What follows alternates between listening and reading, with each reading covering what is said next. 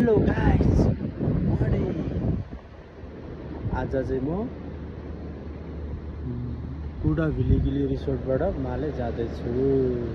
कुडा भिलिगिली resort एकदम खतरा छ, एकदम भनेको जस्तै सोचेको जस्तै एकदम दामी छ। तपाईँहरू पनि आउन सक्नुहुन्छ। त्यो चाहिँ मालेदेखि 35 मिनट स्पिड बोर्डमा लाग्छ।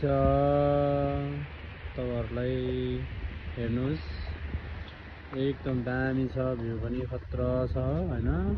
उता उसको छेउमा फेरि एउटा आइल्यान्ड पनि छ, त्यहाँ आइल्यान्डबाट पनि माले जान सक्नुहुन्छ। हाई गाइस, यस्तै छ है। ल यो चाहिँ मालदिभ्सको कुडा भिलिगिली रिसोर्ट हो।